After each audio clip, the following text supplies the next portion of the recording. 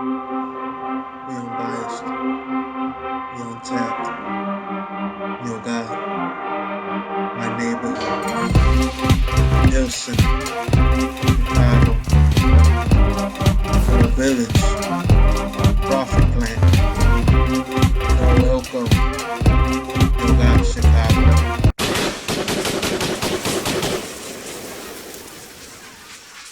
Chato.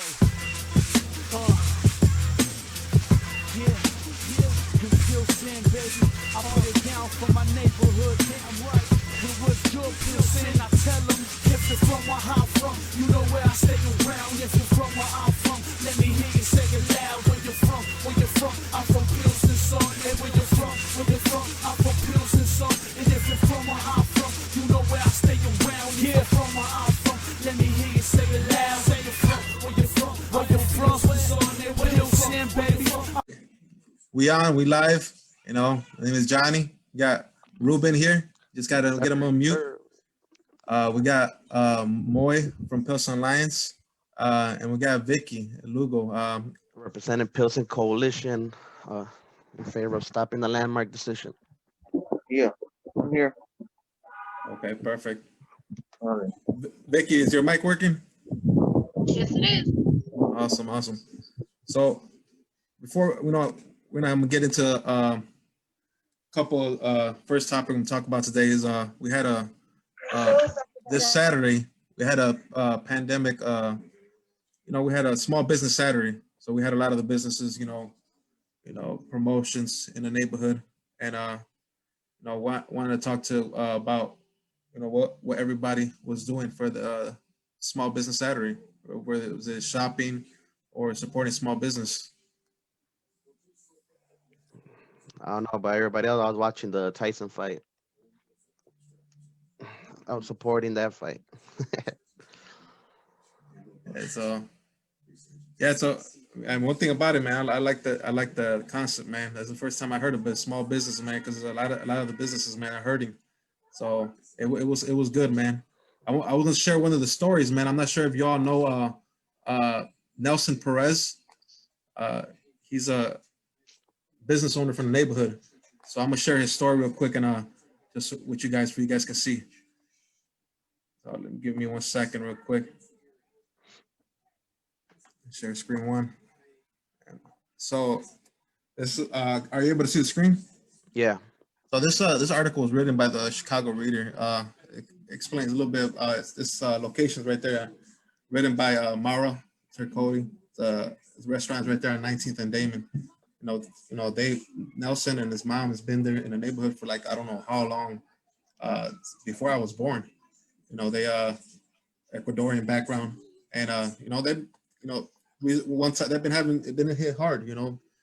They had to cut back, lay off a worker, and so they were relying on their savings a lot. So it's a big thing if if you get a chance to eat out, go check out Nelson and Parkview Diner. But I'm gonna read a little bit about what the article says. So one thing is talks about gentrification, the influx, the cafes. Parkview is a crowding. It's multicolored stools and lining the counter. It talks about how the layout is many had to come in diner for 30 years. Perez says so. The pandemic hit for cash-only restaurants that existed almost entirely off in-person meals. It suddenly could only serve takeout orders, Perez said, and he saw the eateries business plummet by 80%. I was scared, he said. We hit rock bottom. That's when the reality check. This was a reality check. Nearly 8 months later, the diner's business had started picking up back up.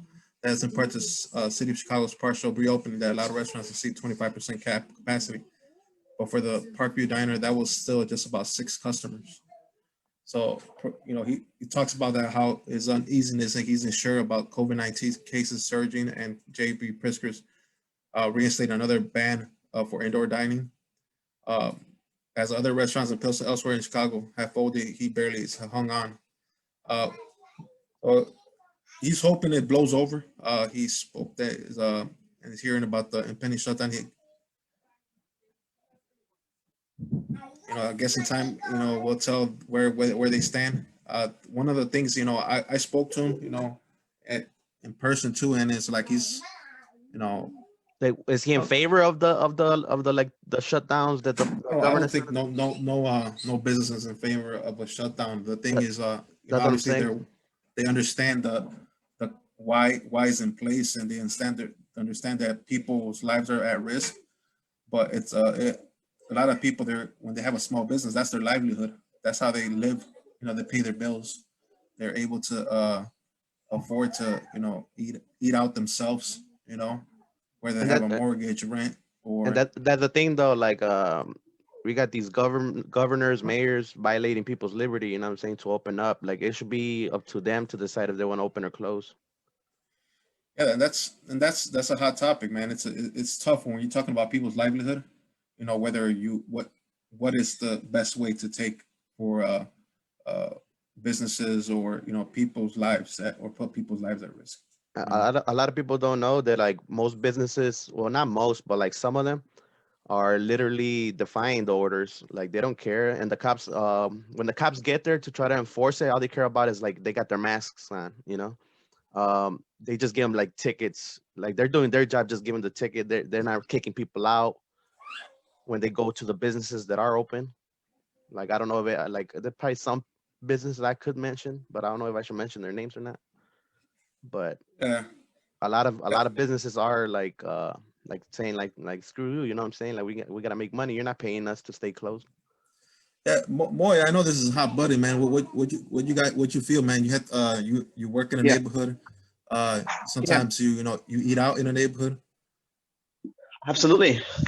What's the question? Perdón. So we were talking about basically some of these small businessmen. So he's that little Uh-huh. restaurant right on 19th and Damon. They hit a Yeah. 80% drop in revenue. So Oh that man. affected them big time. We'll So see. they had a story in the Chicago Reader, and he's basically explained Okay. how they had to dig into their savings account, and basically to be able to still maintain their business, in their neighborhood. Yeah.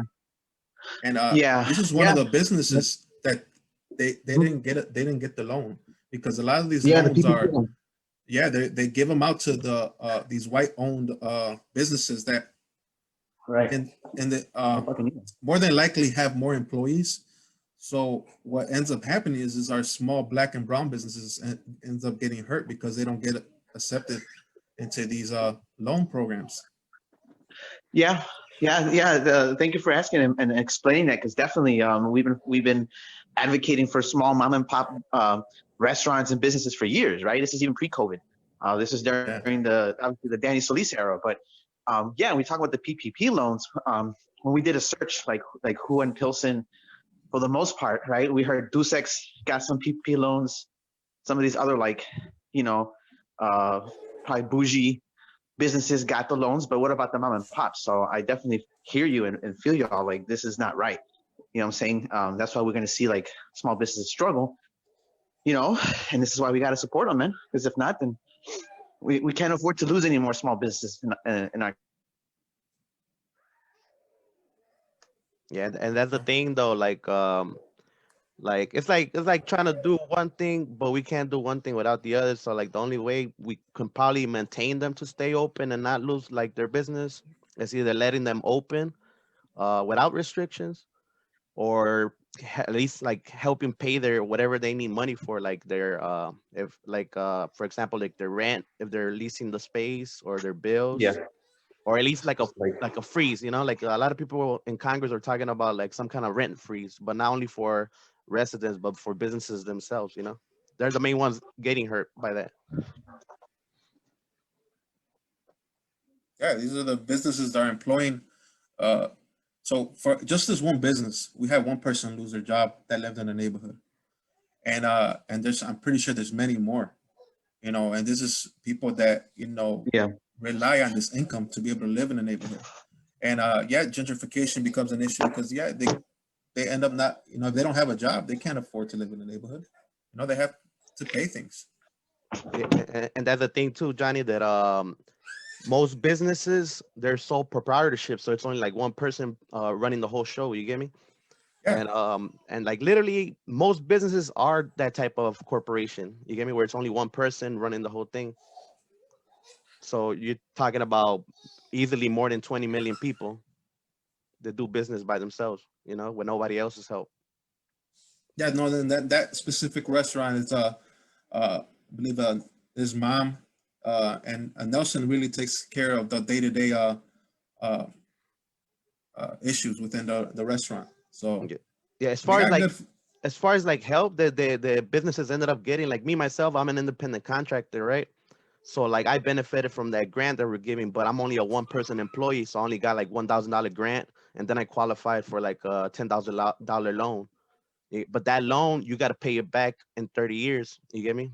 So every year you're paying like 3% or something like that in interest, but the first payment ain't due till like next year, like in July, and the payment's only like $42.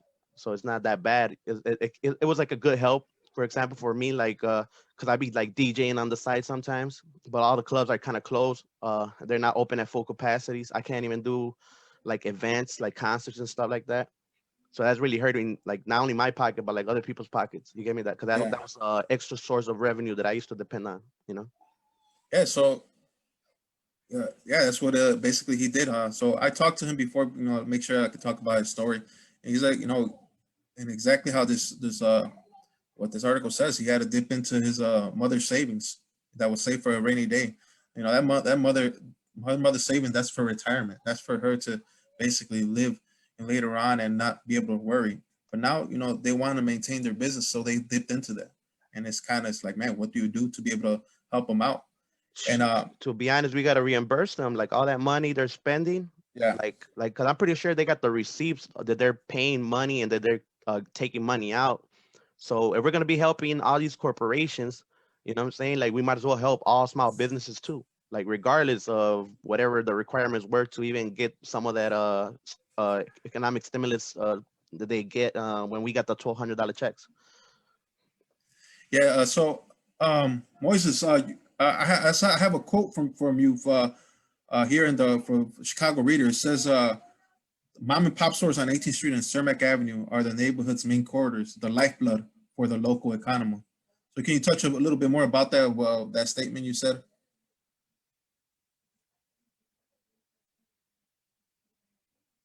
Moy, can you hear me?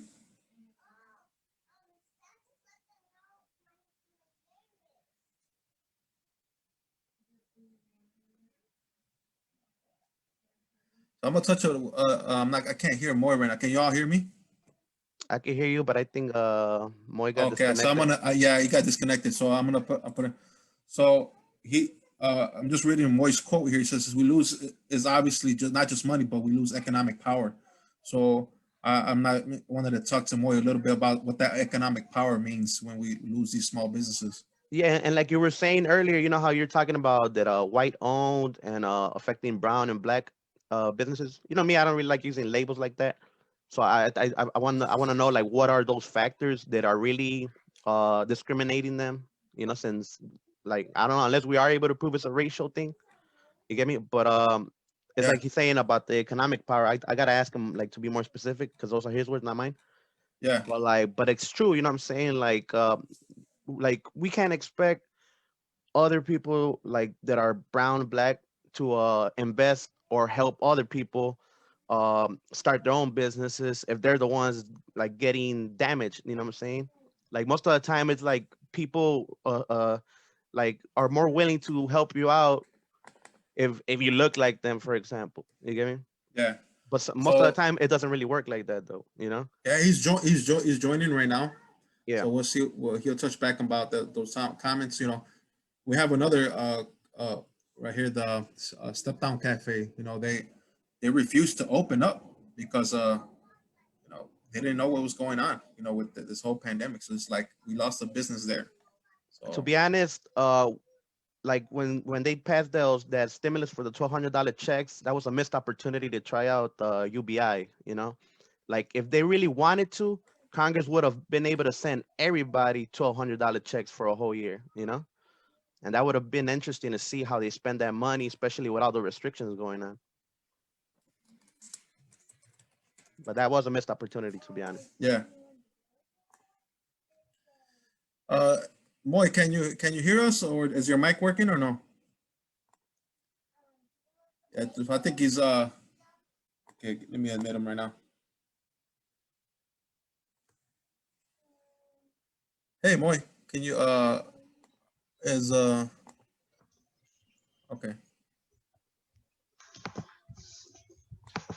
Hey Ask Moy, him. can you hear us?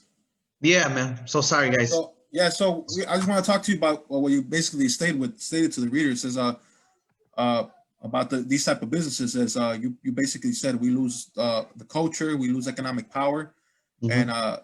and something that we can't afford to lose. So Ruben talked a little bit about. Want to ask the question again about what you were saying, Ruben?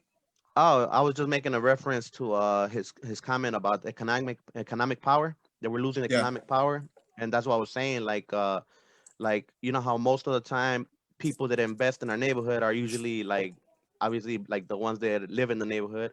You know, you could say brown, black. You know, so if they lose their business, they lose their income to be able to support other people. They want to start their own business. So I feel like that's some of the economic power we're losing by making them lose their business in a way, you know. But I wanted more to like kind of like describe what he meant by that quote, like if that's what like if that's literally what he meant, or like to like say it in his own words.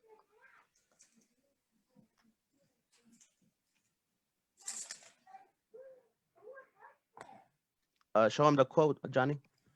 There's, are there's, you able to see it? there's like a big square in the middle.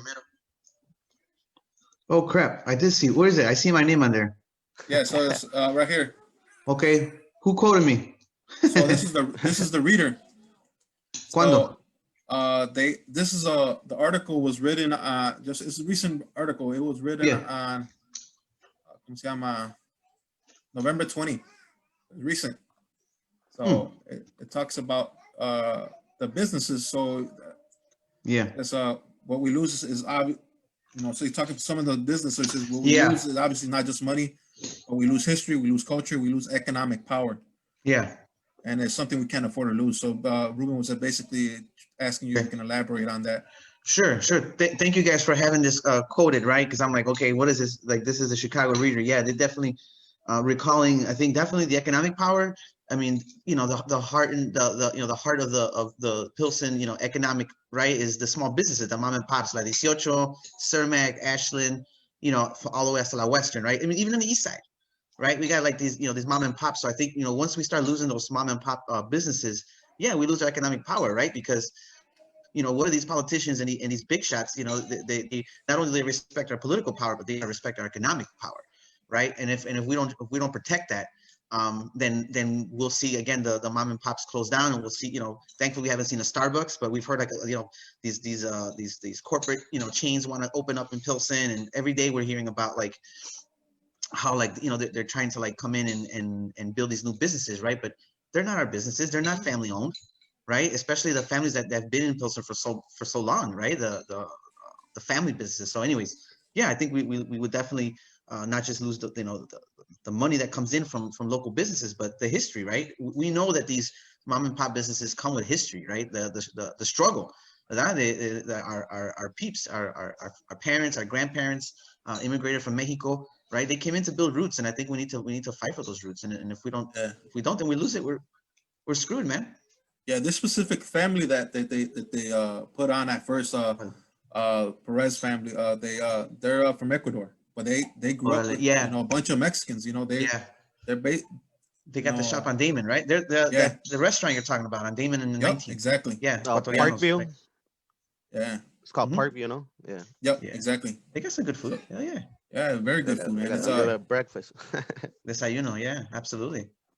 yeah. So no, and also, you I just know, wanted to elaborate. Yeah, So yeah, that's pretty much what you're saying, right, Moy? Like that we pretty much lose the space, and then like other corporations could come in and take over the retail space. So now, since there's not really that many like commercial spaces, like for example an 18 or Cermac, we pretty much lose like let's say I want to start a business, or somebody from the neighborhood want to start a business. There's nowhere to actually start a business, and if I like for example Pizza Hut, the one on Cermac and yeah, Western, there's a reason nobody rents that shit because it's fucking expensive, you know? yeah. yeah, the one on Cermak, yeah. Yeah, like I, that's I the was reason gonna it's still closed.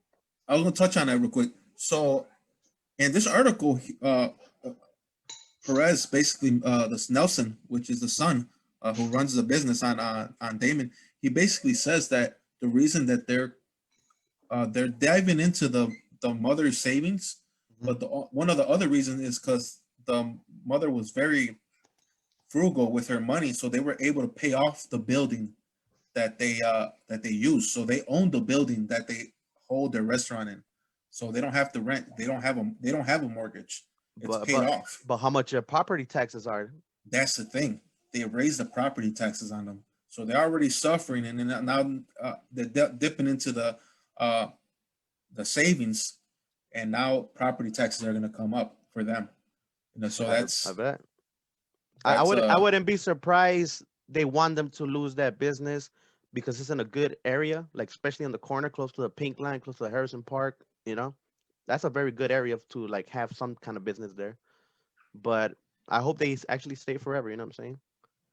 But another thing I want to mention is that there's sometimes people that invest in franchises, and sometimes there are people from the neighborhood. So those are the type of people we should support because even though they're representing a corporation, at the end of the day, it's the business that they decided to invest in.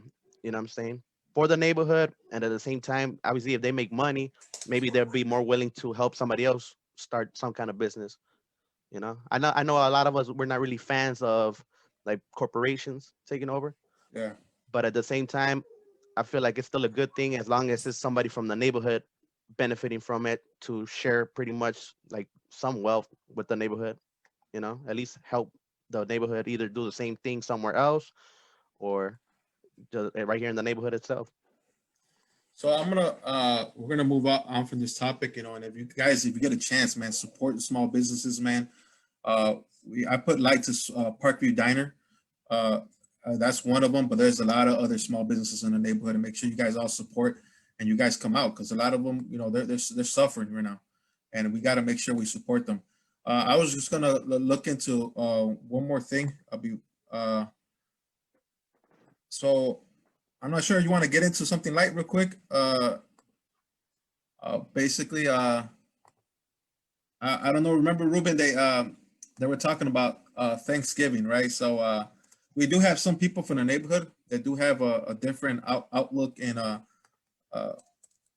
in the pandemic, and it's there were a lot of people were going at it about just simply sharing time with their family. And Oh, you're talking about like the people yeah, that disagreed about the gatherings.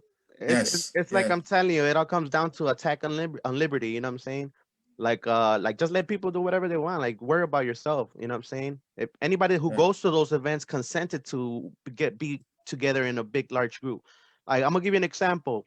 Yesterday when I was watching the Tyson versus Roy Jones fight, it was only four of us, right?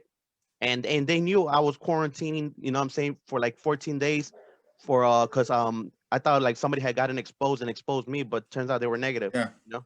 So this And was the thing he put here.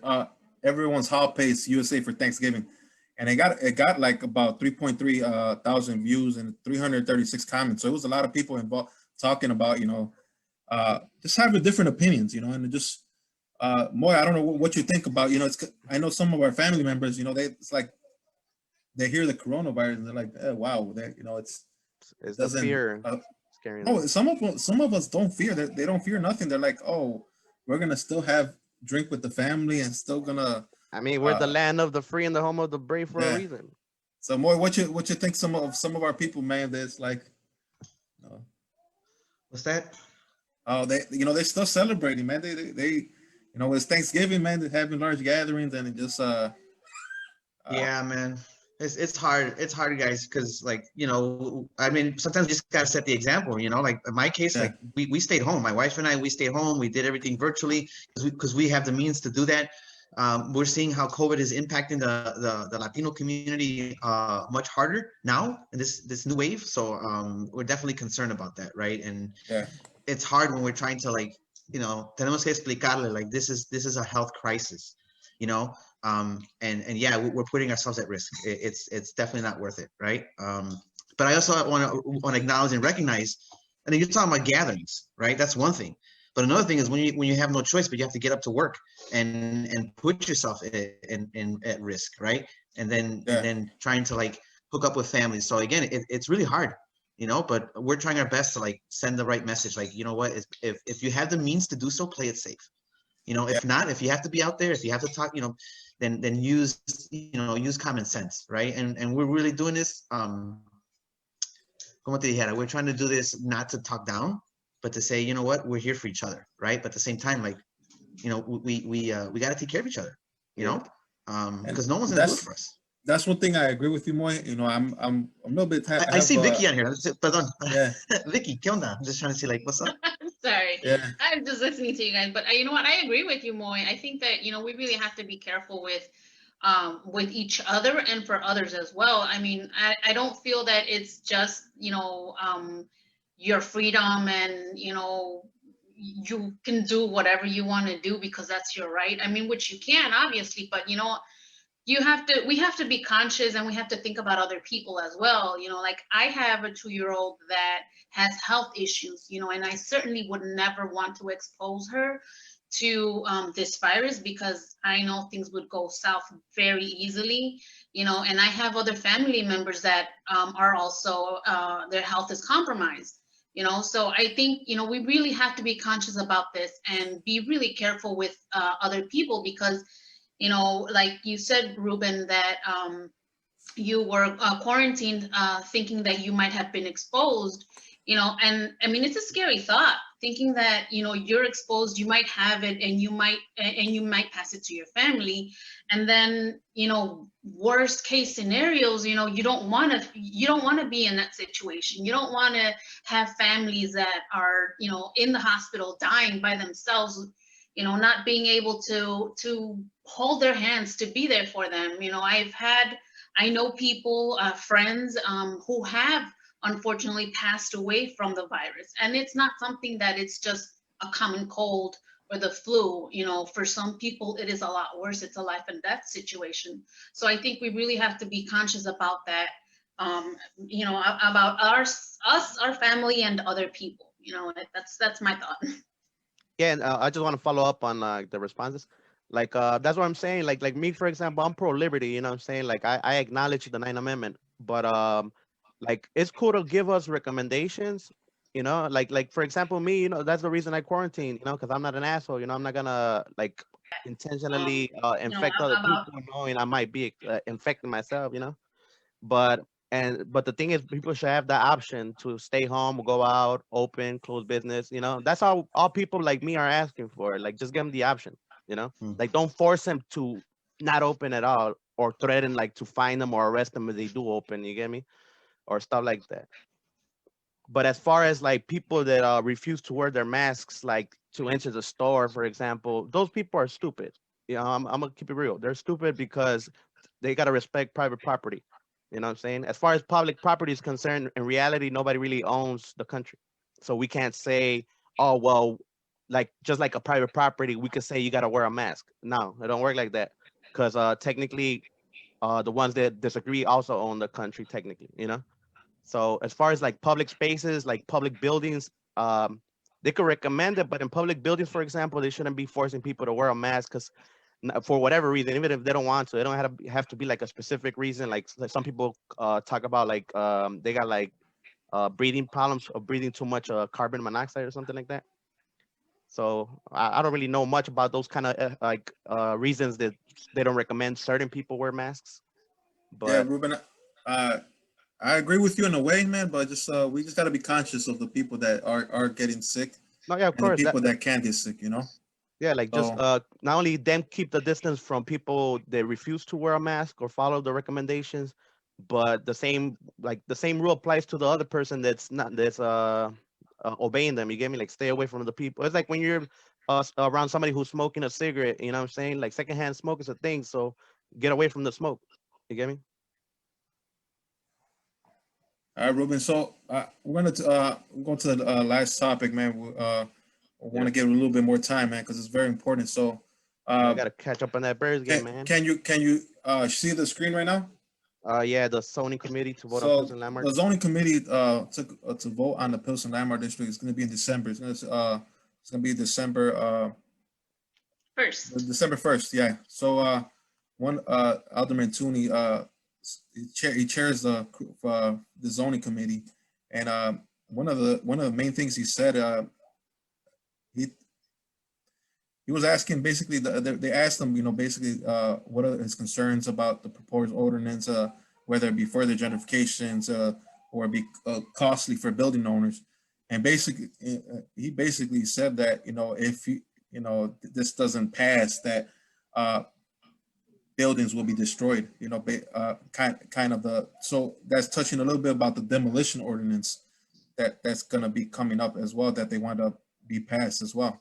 So the time frame for this is very, very crucial. So I believe I know Moy and there's some other people involved that got people ready to call Monday night. So Moy, I don't know. It's actually tonight. Tonight, Tonight, they yeah. want you to call. And Okay, so like tonight, me, for example, I plan to testify. So I don't know if they're gonna select me or not, but I'm saying I'm gonna call to let them know that I am interested. okay. But So it is Moy, at 10 p.m. They got you till want to 8 talk a little p.m. bit more about that and the process? Yeah, I mean, I could speak briefly on this, and also, share a little space with Vicky as well if you have anything to chime in, if that's okay. But Okay. yeah, I think there's a big vote taking place December 1st. We are hoping that we can hit two birds with one stone, ojalá, right? Which is shoot down this landmark ordinance that really it does have overwhelming opposition, right? But then, like you quoted Tunney, stating that if this landmark ordinance gets shut down, there's going to be all those demolitions. Well, guess what? We're supporting a substitute ordinance, a demolition moratorium for approximately 6 months, right? To give us a little bit more breathing room and a little bit more time. But the idea is that we're as a coalition. It's not just Pilsen Alliance, right? It's a coalition of residents and community organizations, mostly residents, that are really leading this effort, right, to put pressure on these zoning committee aldermen. It took us a while just to even get to this position, right? First, we hear that it's the Mayor Lightfoot used her emergency powers and brought this back on the table, right? And then so as people have been keeping up with the coalition's effort, it's to really put the pressure on Alderman Tom Tunney as the chairman of the zoning committee. It took several actions, direct actions, and some organizing to really get to this point. So I'm hopeful, at least I am, that we can get this landmark ordinance struck down, and hopefully we can get this demolition ordinance put in, right, which would give us a little bit of time, a moratorium essentially on demolitions, and the area would be much more expanded. It wouldn't be just this little cookie cut district that that was created by Department of Planning. This is the Alderman Cicho is proposing a much greater area of the community, so it would benefit more properties that would be prevent from demolitions unless they propose a health risk hazard to community. Really, it's just to buy some time, right? I mean, that's my perspective. We have a lot of work to do.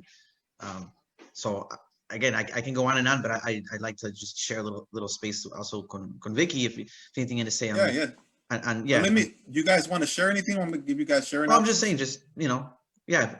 I mean, there's tons of information out there, pero I think more so importantly, unfortunately with this pandemic, we're not able to inform people as we would love to. The forum that we had a couple of weeks ago, I've lost track of time. We were able to inform a lot of people. I mean, we got more than more than 3,000 views and on the forum and responses and whatnot. But the most important thing is to be able to communicate with those residents that, like, long-term residents, like my mom, and a whole bunch of other people, that are tech challenged, that don't have access to the internet or whatever, or don't know how to work Facebook or Zoom or that was a really big problem for us to be able to to inform those people. Pero we kind of got some people, like Mr. G from Comerciantes Unidos de Pilsen. We were able to have a small group of people, property owners, obviously, and other interested parties, to be able to attend a small gathering, so that they can view. And of course, a lot of them were, long-term residents, retired people and whatnot, that, don't have, like I said, access to the internet or don't know how to work Facebook. But the important thing is, we have more than 300 affidavits so far that of people that support or that oppose this proposal. There's about 900 properties that are in the district, in the proposed boundary. Pero, we have more than 300 affidavits, and these are people that don't want this proposal. We still haven't hit. We've been going out to door knocking and getting people, informing them, and getting them to sign affidavits and stuff. But there is a ton more that we were not able to inform. Unfortunately, because of time constraint, because of the pandemic, and because of the weather and whatnot. But I think overwhelmingly the residents of Pilsen have made their voices heard with these affidavits, and we're trying to still emphasize those voices and get the city, the committee, and everyone else, whoever needs to hear this, that we are not sellouts. We are not going to give up on our community. We're going to continue fighting and do whatever it takes so that our community can stand as we want it to, not as others want it to. Yeah, now talking about that, how there was like 350 in total affidavits. Are those in total in favor? Because I know there was I think 6 against. In favor of not stopping the landmark, right? Like 6 of them are around there. Yeah, so we have, I don't have the exact numbers with me, pero yeah, there are very few that are opposed to it. Now, during that are in favor of the district. And in one of, or a few of the meetings that that DPD held in October, Commissioner Cox said, there's one person on 17th Street that is in favor of the district. One person does not represent Pilsen, and so, you really have to go and if you're going to say numbers, if you're going to state facts, if you're going to state anything, any information, state the facts, not just what you wanted to say, what you want to say, or what you think, and you need to state concrete facts. It's not, and we have that proof. We have over 300 affidavits that are signed. That people who oppose this district. Yeah, it's an overwhelming number. That alone should let the people that are voting on it know that we do not want that. I reached out to some of the people that were that they want the Pilsen landmark, through the Freedom Information Act. I was able to get some of the information, and I try to reach out to some of them. Some of them were supposed to join us in the podcast, but I guess they're watching the Bears game right now or something, and but I'm gonna read what the affidavit says, and I'm gonna explain to you what they told me, So the affidavit says indication of support or opposition to the proposed designation of the Pilsen Historic District as a Chicago landmark. It says, please use this form to indicate your support or opposition to the proposed designation of the Pilsen Historic District as a Chicago landmark. This form should be filled out by the undersigned owner of a property in the proposed district. And then it tells you the property is located at the address, has option for a PIN. Subject to the final determination of the City Council of Chicago acting on the recommendation of the Commission on Chicago Landmarks, also known as the Commission, the significant historical and architectural features of the district are all exterior elevations, including roof lines of the buildings visible from public rights of way, and murals on the exterior facades of the buildings visible from public rights of way. Please indicate your support or opposition by placing an X in the appropriate box. And the ones that support the district, they put an X on support the district. The ones that oppose it put on the oppose the district, right? And then it just got basic information of the owner, signature, print name, whatever. And I reached out to the ones that actually had their number listed on the affidavit, right? Okay. And those are the people that I had invited, but whatever, right? And they kind of pretty much told me that, like, yeah, they the only reason they supported it was pretty much because they you know, they want to keep like the image of Pilsen, like the murals. They don't want that kind of imagery to go away. So they thought it was a good thing, you know. And they were very clear about that. They did not know about the negative things. You know what I'm saying? Like, which is the stuff you have talked about, like the Pilsen Coalition has talked about in the meetings over Zoom. You know, I was trying to share some slides, but it doesn't let me. I can give you permission right now if you want to share something. Yeah, that way I could be talking while Give me sharing. 1 second.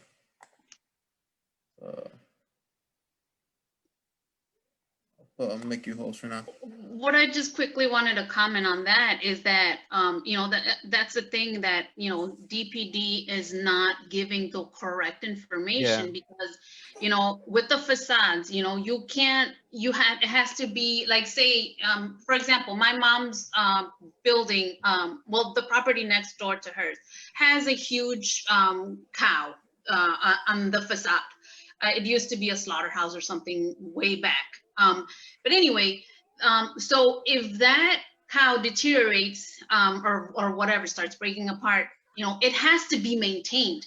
You know, even if the owner does not like it, wants to get rid of it, whatever, they can't because it's in that district and that is not possible.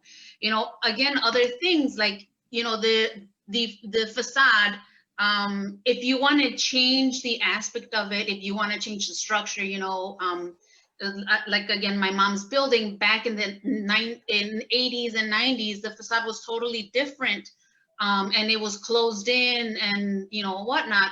And a few 10, 15 years ago, she was able to change it and open it up more, you know, so that it would look better, you know, and it does look better. But with this proposal, you're not going to be able to do any of those changes. The other thing is that it's going to cost you a whole lot more because you have to you have to use the same materials that were originally designed with and made with. For example, the windows, you know, that's another thing, you know, who makes these pulley windows with the cords and all that? You know, I don't know of any.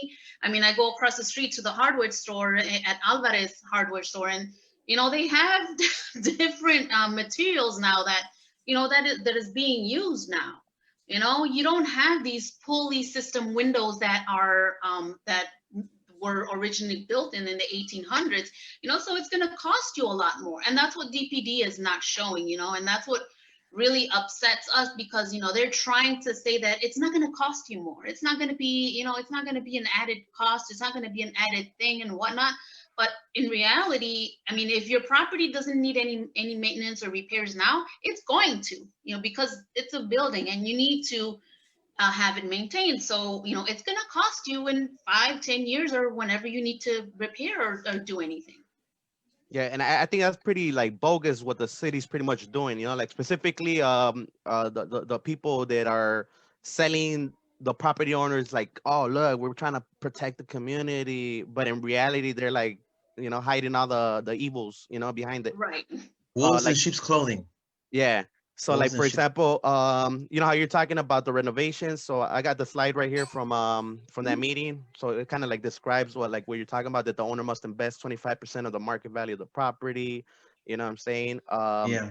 And like 65,000 in renovations before they're even eligible for assistance, you know? Average. Right. Right. So they have to come up with that 65,000 before they're able to be eligible for any renovations or any incentives from the city. Who has $65,000? Only rich people, right? Exactly. Only rich people, developers, you know, and not your regular person out there on the you know, and that owns. I have something scary to say. I'm sorry, and I just want to add what Vicky just said, and this is something that we've been looking at. If you go down 18th Street, anywhere in Pilsen, a lot of these properties, they're not even owned by families anymore, man. They're owned by LLCs. They're owned by investors, right? Yeah. So if anyone that benefits from this, it's going to be them, right? Because they have the capital, they have the economic means to invest 25%, so they could promote it in their brochures and, you know, jack up the rent to $2,000 a month. I'm just saying that's a scary statistic because, and I got to get to those numbers because we're seeing more and more family-owned properties disappearing and investors. I'm so scared that one day Pilsen's going to be dominated by investors. Then what do we do? right? Yeah, now So everybody's gonna that's be the bigger paying now. picture. I'm not talking about the landmark now. I'm talking about who owns Pilsen now. Right. And it ain't mom and pops. It ain't the Gonzalez family anymore. I'm telling you. like put it this way, even my house, like where I'm living at right now, my building, it Yeah. used to be owned by a person, and then they sold it to like an organization, like you're saying, an LLC, LLC. you know, and Yeah. then they sold it to another one. And now technically, don't get me wrong, the owner is Latino. He's like Puerto That's cool, Rican, I man. believe, you know, That's cool. but it's managed by Latinos too, obviously, because they gotta speak Spanish, I guess, you know. Yeah, but who A- profits? and but don't get me wrong, my rent's still decent, you get me, but it's still going up every year. Every time we renew the lease is going up. Like, let's say I used to pay 685, then it went up to like 725. Now it's at 750 starting January 1st. So I'm 100% sure it's going to go up to market value, you know what I'm saying, eventually. But I guess there's like certain regulations that kind of like prevent them from going from 750 to bam, give me to 100 or get the hell out, you know. Yeah. Like, those are the good regulations, I say, you know. Well, again, I just want to say on my end what myself and my peeps at PA were concerned about is that proposals like this will benefit developers, raise property taxes. Raise property taxes means higher rents, right? So that's why we looked at the bigger picture, and like you said, like the people who thought this was a good idea, they may have good intentions. Say, yeah, why not? But you gotta look at the fine print, man. We gotta ask questions as a communities, right? We gotta ask these questions. Say who proposed this plan, right? And who Yeah. benefits from it? Who's gonna pay for it? And the And more and that, more we ask those questions, the more we realize this is not for the barrio. yeah, and that's the crazy part. They were even asking me like, what can I do to like pretty much change my position on the affidavit? I'm like, well, I can find out for you, and then I'll just let you know, you know. Or I told Yeah. him, you know what, try to testify, say like, you know what, I submitted an affidavit in support, but now that I'm more informed of what the landmark actually does, I want to change my position and let you know that I'm not in favor of it. You know, that's what I told them. Like, we'll just try to testify, like, because I'm pretty sure they're gonna want to hear from the people that are actually in favor. You know, and then they could easily be like, you know what, we were not really that aware of what it consisted of, so we want to let you know that technically 100% of the community is pretty much against that shit. You know, like, because even I'm trying to see if I got the screenshot where it shows the map of the landmark, like the area it covers, and it's kind of funny, you get me, because like anybody who lives like by 17th Street and Damon, like there's nothing but residential houses. Like, like come on, like who do you think is behind this shit? You get me? Like, it's pretty clear that they're trying to like own those buildings, like pretty much you know how the owners aren't gonna be able to renovate nothing.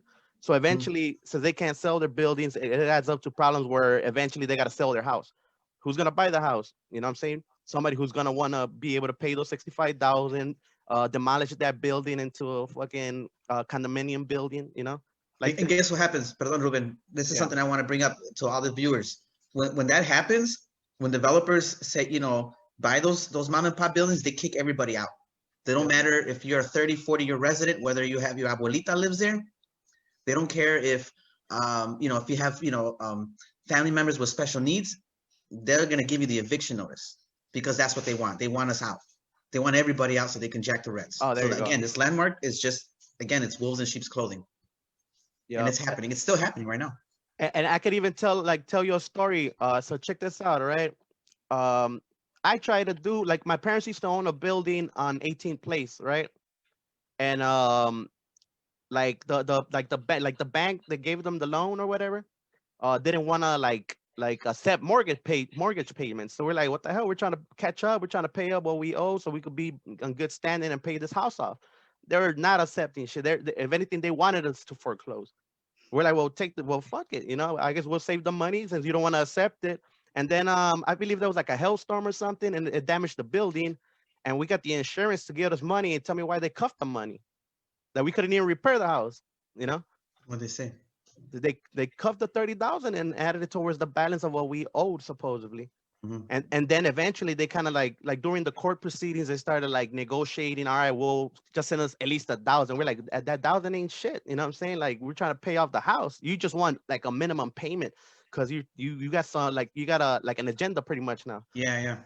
And check this out. The house when they bought it was like 175 or something, right? That was like back in like 2002, I would say, around 2000. So like we're talking about like 2017, right? So the house was like like we owed more than what the house was worth, or like how can I say it? I don't want to confuse. So we owed more than what the house was worth. You get me? Yeah, you So underwater. Mhm. yeah. So because don't get me wrong, my parents refinanced the house, and that's how a lot of people got popped off in the 2008. You know, because the Right. banks kept giving money like it ain't no thing. You know what I'm saying? A lot of people are not like they don't know, really know what happened in 2008 or why everything went to shit. You know.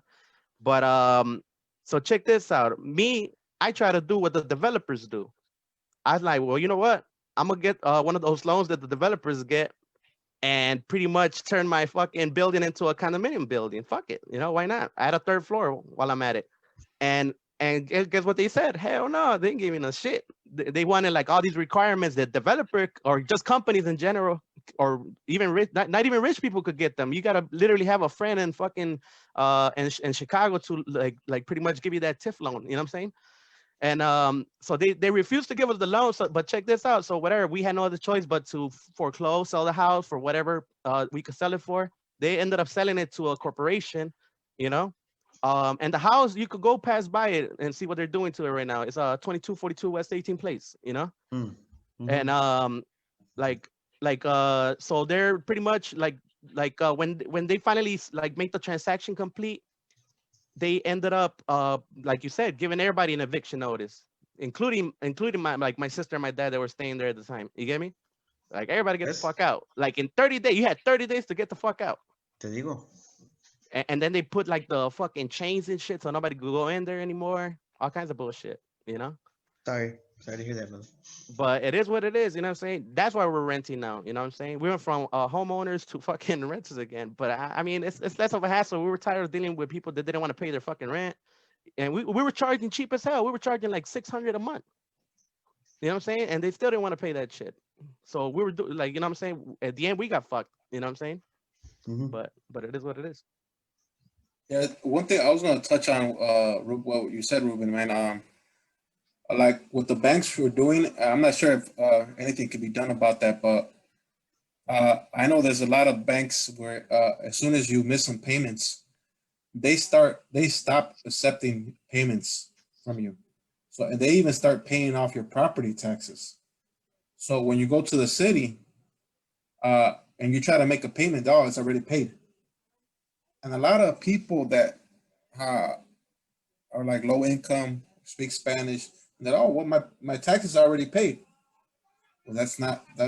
You still have to make attempt to pay the thing and have receipts, because then you have to hire a lawyer. Uh, our situation, we had to do what's called a uh, quit claim deed, I believe. So what what you do is basically you have to, there's different avenues to be able to save your home once you become delinquent. Apply for uh, Chapter 13 bankruptcy, and set up a plan to pay off your home, Yeah, and and that's pretty much what was and going on, Johnny. keep your receipts, because it's like these banks, they they they they know that a lot of people that are low income or basically don't have a high school diploma like most of our parents. It's very difficult for them to deal with a lot of these legal issues. So that's why if you're a young man or young woman, you have a parent that your parent owns a home in Pilsen, help them out. And if you need help, anything, send us a message, and then some of us already been through that in Pilsen, and then some people already lost their home, and some people are still here, and we're managing to stay here. You make sure you get help. Don't think you're alone. And don't think because, oh, it's tough, that you just gonna be gentrified out. No, there's ways you can be able to get out of that.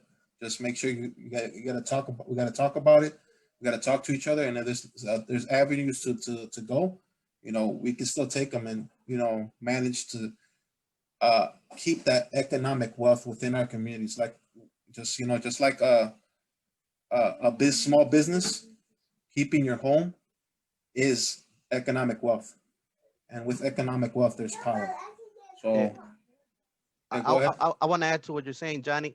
So like that's the like we were fighting that thing for a lot of years. Don't get me wrong. You get me? Like since like 2008, 2010, we were fighting that. Yeah, so almost for 10 years we were still going to court for fucking because they were trying to foreclose the house instead of accepting the payments. You know, and that's kind of the reason they never. You know how they technically sell the house if you don't pay property taxes, but that was pretty much the only thing they were collecting from us, the property taxes. You know, they just didn't want to accept mortgage payments. You get Yeah, me? And and that's when you have to do a bankruptcy yeah, and and it came to basically it came to that point. You get my dad and was like, start man, you know paying what? trustees. Start Yeah, paying the trustees. yeah. My dad got tired. You know, he's like, man, fuck this. I Yeah, don't want this house no more. You get me? That's the only yeah. reason he lost it because he didn't want it no more. He's like, fuck this. I'm He got tired. tired of dealing with the bank. Yeah, Like I'm supposed to. I'm gonna retire like in a year. He finally retired. You know, so now he's collecting retirement. You know, he's like, fuck that. I'm going to Mexico. I'm gonna enjoy the rest of my life. Enjoy the rest of my retirement money. Fuck retiring at 65, 67. I'm just gonna retire right now and start collecting. Fuck this. I don't know when I'm gonna die. You know. Shit. I would have done the same thing too, but in the way I feel like he got taken advantage of, but at the way I know he intentionally just said, "Here, have the house, whatever. Just tell me where to sign." You know. yeah, Um, but I'm pretty sure I could have done more for him, but I was locked up at the time, so I couldn't do stuff, you know. And I was supposed to parole at that house, you know, but they literally sold it like 20 days before I got out, and you know I was like in like like fucking in a rush to find a new location. Otherwise, I was gonna end up in a halfway house. You get me? But yeah. luckily, we were able to find an apartment. You know, what I'm saying right there by Clifton and Levitt. You know what I'm saying? And it was affordable too. Like don't get me wrong. Not all apartments are like 1,200 or 1,000. Some of them are still 600, 800, but they stay between us. You know what I'm saying? Like you Yeah. got to know somebody who knows somebody. So And oh, what I want to show like so these are the organizations that pretty much form the Pilsen Coalition. You know what I'm saying? So most of them are non-profits. So you know what I'm saying? These are the type of organizations that actually help the community. You know, and the type of organizations we should be supporting because they're actually like fighting for us, not raising property taxes on us like other people who fake to be progressives and stuff. You know? Can I talk shit for a little bit? Yeah, that's what we're here for. No filters. Sorry. Well, if you see some of those organizations that are on there, some of them were with the landmark. They actually helped create the landmark, Yeah. and they were part of the Pilsen Land Use Committee too. So where are they now? They're part of the coalition. Don't get me wrong, but I don't see them making noise. Like I don't, Pilsen Alliance is making noise. right? And we got some, we got some community. It's really community residents, man, and like PA and just a few others. I mean, I'm not trying to shoot down the coalition. I'm just trying to say, look a few years back, right? Look a Yeah. few years back. Where were these organizations when this landmark first came about? When we asked Maurice Cox, who did you speak to in the community? He said TRP and Pilsen Neighbors. Right? Yeah. That's one thing with it's changing now, man. Like with I just noticed that right now. TRP is TRP. Then. Go ahead. I'm just saying. Let's Yeah. let's speak the truth, man. No, yeah, because It's actions speak louder than words. You know what I'm saying? Exactly. Actions speak louder than words. what's This is a good changing now coalition, though. But I'm just saying. Yeah. It's like people are more open. They're understanding the different organizations, but because one of the positives of this pandemic, you know, we're being connected in a different way that we never were before. So it's like, yeah, these organizations are very important for our community, and it's like they used to have a stance that was negative, maybe because of political affiliations or whatnot, but now it's like they're understanding that community can organize without an organization. You know, people are talking, people are sharing stuff. You know, you have different message boards. Yeah, the power of social media. You know. Yeah, it's a lot different now. So it's hopefully they become more. Even if the past was negative, hopefully they become positive. You know? Yeah. Thank you, Johnny, for saying that. It's one thing, you know, we look at the past and, you know, we were like, oh man, this is what they did, but it's like, hopefully, you know, with time, people evolve, and it's like they realize, hey, the people is what matters, and it's what people is what got you there, and you start helping people out. That's the most important thing. And that's the thing. That's like literally what we're trying to do with this podcast for everybody who's watching and listening to us. Like, we wish at least one person of each of those organizations was always talking about what we're talking about that's related to the community every week. What's so hard about once a week joining us for an hour to pretty much talk about everything? You get me? Like it's always good to have an extra platform to share what's going on, share their views, propose proposals, solutions, talk about the problems. Right. You know what I'm saying? Like right now we're starting off. This is like what, our third episode. But like, so I'm glad they, like, you Moy and you Vicky, they just joined us. You know what I'm saying? Like it shows that Pilsen Alliance is like literally the organization that actually cares about Pilsen. You get me? Like the most active one, if anything. You Yes. know. So We props need to help. use for that. You know what I'm saying? That's what I'm saying. Like I'm trying to, like, right now I'm trying to like recruit people to like join the cause. You know what I'm saying? Like me, you could count on me. You know what I'm saying? That's why we invited you. That's why we want to have the conversation. We want to have all those organizations, uh, like give them a chance to redeem themselves. You know, prove that you are on our side. You know what I'm saying? Prove that you do care about us. Don't just stamp your fucking brand on a cause and say you were in favor of it, but you really didn't do shit about it. You know? That's all I have to say regarding those organizations. Like, join us. You know what I'm saying? Defend yourself at least. Shit, you know. But like, I understand people are busy. Don't get me wrong. Like, I do plan to invite the alderman. I already, gonna email him because he does gotta schedule his interviews or whatever. He probably would have joined us today, but I didn't get a chance to schedule him. But most likely I'm gonna schedule him for this Sunday. If not, I'm gonna see when he's available. And as a matter of fact, we want to know what's the best time for us to go live, so people could participate in the Zoom meeting, join us. It would be good to know. Maybe I'm taking up their novela time right now. I don't know, Yeah, and I'm gonna talk a little bit. Can you guys hear me? Yeah. Yeah. So yeah, no, we have a big novela here with Ruben here. So if we're taking some of the novela time, we can have a novela here. So make sure you guys stop by. And we want to hear you guys out. Anybody from the community. It doesn't matter if you think you don't have a voice, who you are. This platform was basically put in place for everybody to have a voice, and for you to be heard. It's a jump on, and if we have, we'll add one or two people from the community every week. Different people. It doesn't have to be the same person, and and and get involved and talk about what's going on in the neighborhood and what can be done in the neighborhood. Because the main thing is for us to get through anything that tries to get over on us or do something like this that was happening with the landmark district. It's good that we talk, and don't think that you have to be an activist or be part of a coalition. Oh, you can be a regular person, a resident, a homeowner, a renter, or just somebody that comes has their mother that lives in the neighborhood, and you come once in a while to drop off your kids with your mom. Yeah, It doesn't matter who you are. at the end of the day, those are the people we want to have, like, talking, what I'm saying, sharing their opinion, because those are the people that are hard to reach. You get me? Like, that's the reason organizations are not that aware of everybody's opinion, but they get an idea based on the sample they collect. You know what I'm saying? But you could tell right away when, like, you got, like, for example, regarding the Pilsen landmark, you got like 300 and something to six. Come on, like, what does that tell you? Most likely those six are technically in favor of us, but they just voted yeah because, like I said, they omitted the details that would make them say no. You know what I'm saying? And I'm hoping that, I reached out to some of them, the ones I couldn't reach out to, like, if I had like time to go knock on their doors and stuff, I'll tell them, like, to, like, change their position, but I'll tell them why. No, I will not force them to change it. You know what I'm saying? I'll tell, like, it's up to them still at the end of the day to support it or oppose it based on their understanding of what it stands for, what it is, and what it will do, and how it will benefit or not benefit the community. You know what I'm saying? Yeah, I All just right. want to add that, if I can, that we understand the city and why they wanted to do this, district, historic district, but I mean, there's other tools, there's other ways to be able to preserve properties without having to affect the pockets and the lives of the people that live in those homes. Alderman Cicho Lopez, he is also introduced, or has also introduced, a no demolition moratorium that we're hoping, and for Tuesday, December 1st, we're hoping that it is approved. This ordinance briefly will, I can briefly mention, and Moises can chime in as well.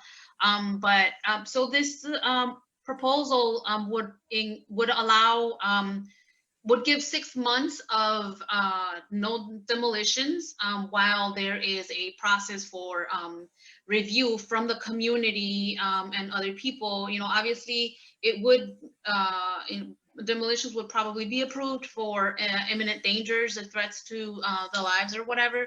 But I mean, that's the thing with, you know, with developers, they're just coming in, they kick people out, whatever, and you know, they demolish a building and they create these luxury condos that are, you know, are not affordable for anyone, you know, that lives in Pilsen, for, you know, these low income residents, you know. So we do support this proposal for you know, the no demolition moratorium. So we hope that the aldermen in the committee will support this as well. You know, while we're able to create other other solutions for it, because we do believe that this historic district is not the only tool to be able to preserve properties and murals in Pilsen. So, you know, that's that. That's I don't know, awesome. Moy, if you have anything else to add to that.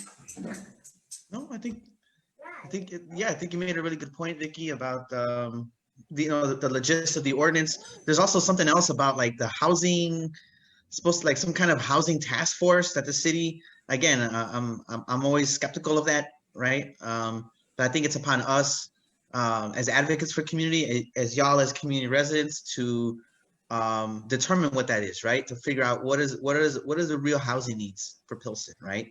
So that we could submit that back to this housing task force. Again, I'm putting quotations. I don't know who's going to be part of this task force. I hope that it'll be community members, experts, people who know their shit, you know, versus just, you know, pro landmark, pro gentrification people. So I'm hoping that we can have a more robust democratic process. And I'm confident that Alderman Cicho Lopez will help facilitate that process, right?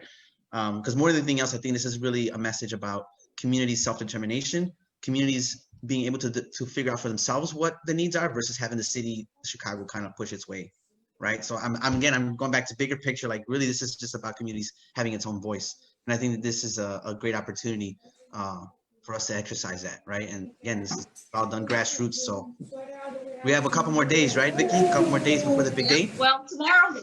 Yeah. So I know there's been some movement leading up to tomorrow and Tuesday. So let us know if there's time for us to kind of share like what those next steps are. Yeah, definitely. So tomorrow, to be able to publicly speak at the meeting, we have until 9 a.m. tomorrow morning to be able to call and leave your name and your phone number and say that, you know, you want to testify. The phone number for that is 312-744-6800. And again, it's until 9 a.m. tomorrow morning that you are able to call to testify. After that, you know, Sergeant at Arms is going to give you a call between 10 and 2 if you are selected, because it's through a lottery process. So, you know, you might get selected or not.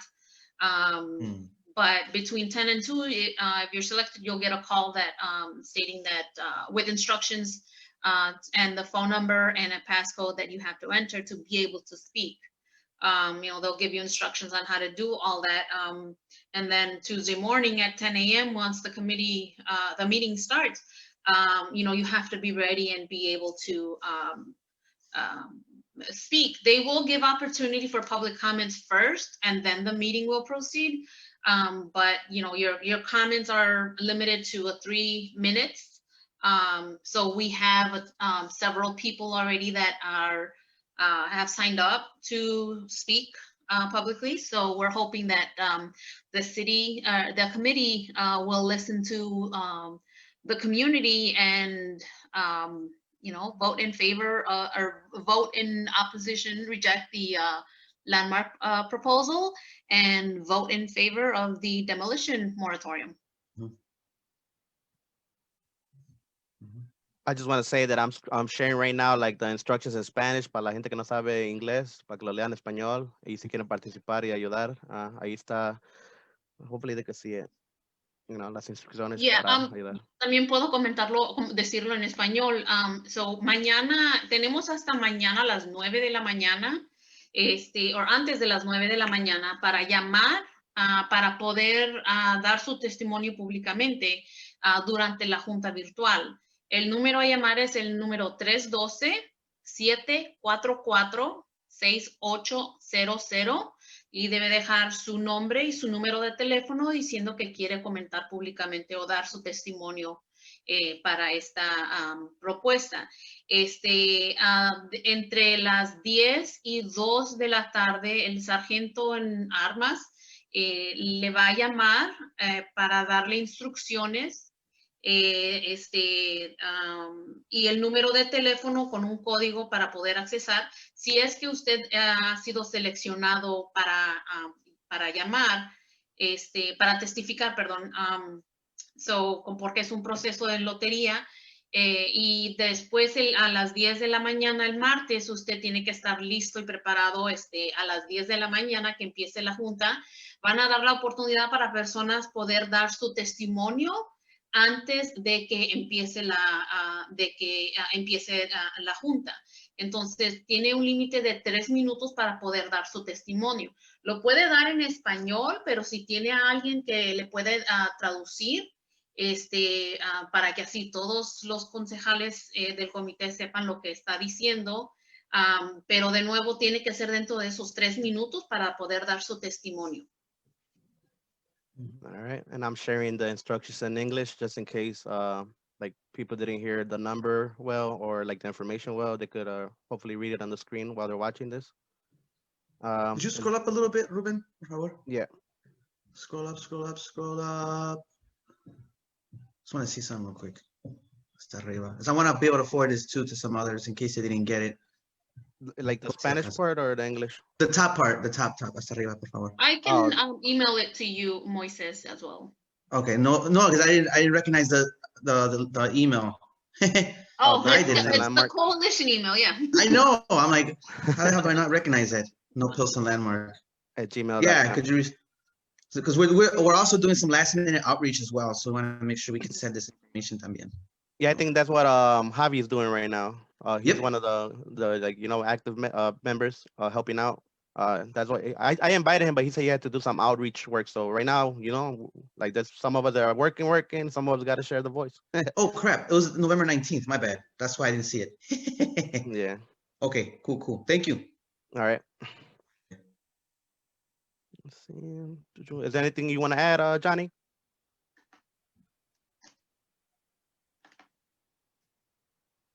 No, it's that's pretty much all, man. If you all got nothing else, so we'll end it in a bit. But thank you guys for showing up. This is very important for the neighborhood.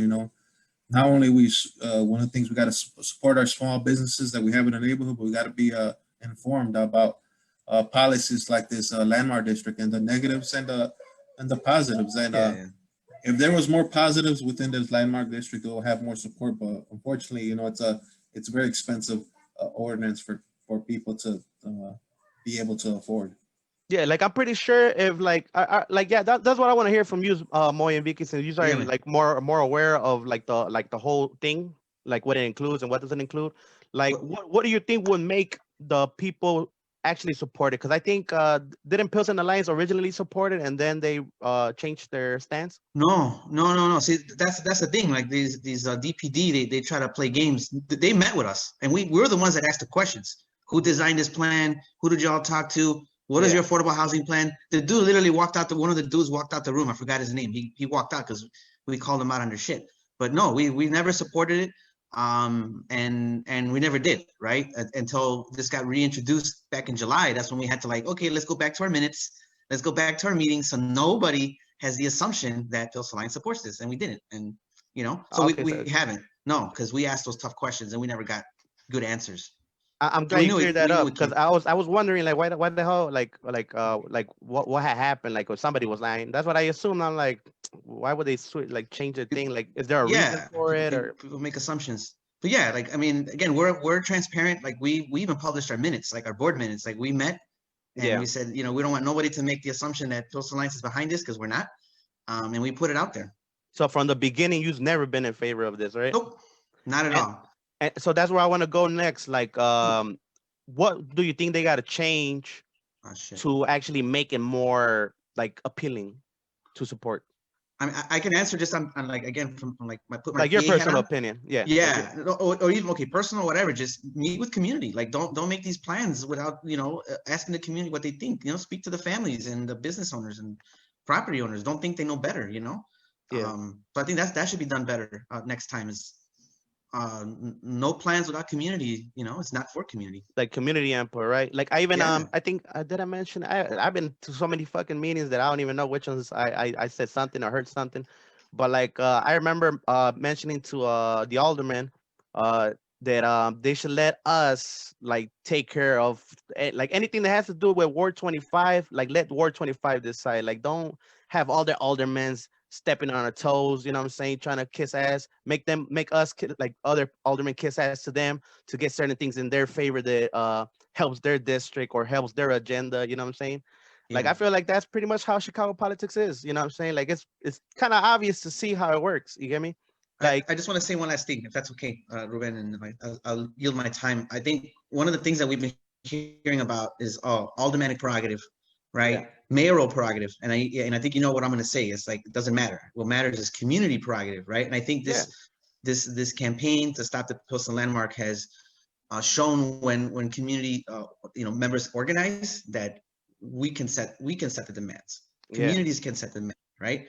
And I think if we're successful, when we're successful in this, it will set a new precedent, right? And again, I'll send real quickly, like that protest that the coalition did on Tunney's kitchen. Shit, if other groups pick up on that, like this is how we pressure elected officials. You literally got to go into their kitchen and harass them because they won't listen to you. We could set a new precedent, meaning like, hey, let's talk to community first. We don't want to be embarrassed by a bunch of Latinos coming to my north side. We play that card. Hell yeah, you don't want us in your kitchen, shit. You know what I'm saying? Unless you're gonna hire us. And that was and that was like an interesting concept that I like asked the alderman about, and he said like shit that would be nice. I like that. He literally, I could quote him saying that would be nice. That's what he said. Because I asked him like, wouldn't it be nice if we could like collect taxes on our own on the 25th ward and like use that money to invest in our neighborhood first, and whatever money we got like remaining, give it to the city for whatever the city other wards might need. Yeah. Like it should be like in a way I think Chicago needs to be decentralized. You get me? Like where not only like it's like the alderman will be like the mayor but only with the consent of the community. So even though he wants to make a certain decision, he will need like a majority vote of the community to actually make it a legit action to take. You get me?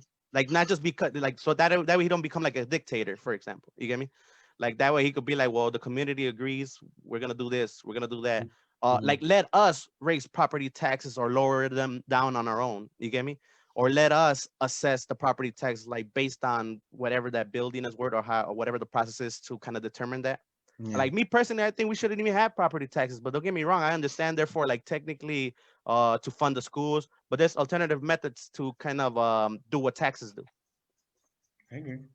And Yeah, I think Ruben. what you're proposing, Ruben, I think it's a great idea. There's I mean, I know the alderman does have like community input and stuff, but if more people want to be able to participate in other kinds of actions, in other kind of decisions and stuff like that, we should communicate with him and let him know, hey, you know what, we have this proposal. What do you think of it? You should hear from the community before you make any decision that has to do with our community. That's something that I think that a lot of wards don't have. A lot of aldermen will do whatever they want when they want and however they want it without really having any input from the community itself that's being affected. Yeah, and like for example, you know how recently they voted to pass the budget, and a lot of them they used to claim when they were campaigning that we won't raise property taxes, and boom, next thing you know they voted yes. Like the alderman that voted yes, for example. You know how we were talking about like anybody who's like ignoring us or doing the opposite of what we don't want. Those are the type of people that we should be like not harassing, but like getting together. Question. yeah, like question the shit out of them and pretty much like scare them in a way to the point where they won't like they'll do a Rami Manuel and not seek re-election. You know what I'm saying?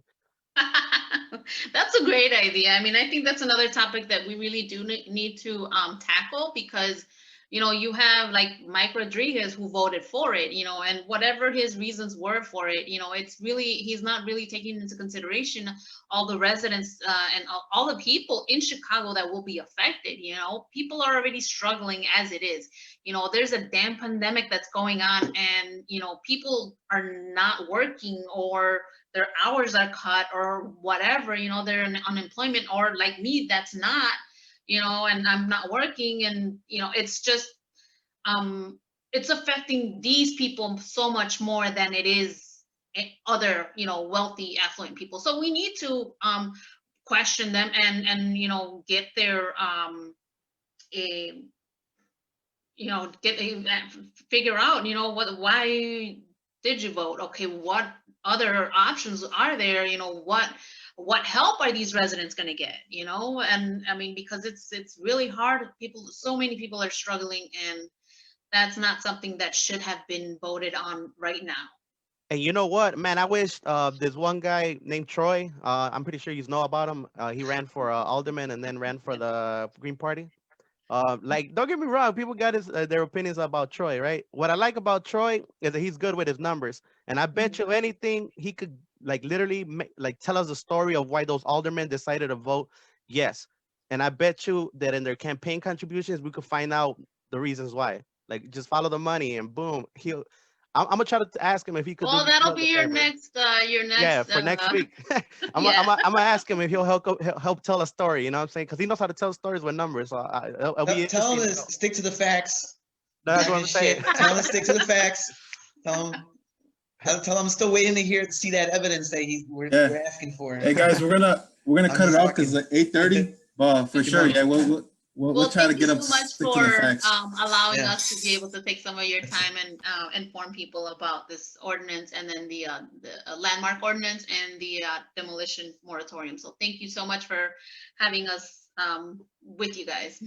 I hope you join us for next week, so you could like update the people of what ended up happening on December 1st and Yeah, what's gonna definitely. like give them an update. You know what I'm saying? Definitely. Thank you. Yeah, thank you guys. Thank you guys for your Órale. time. And we're gonna cut out right now. Thank you guys. Be blessed.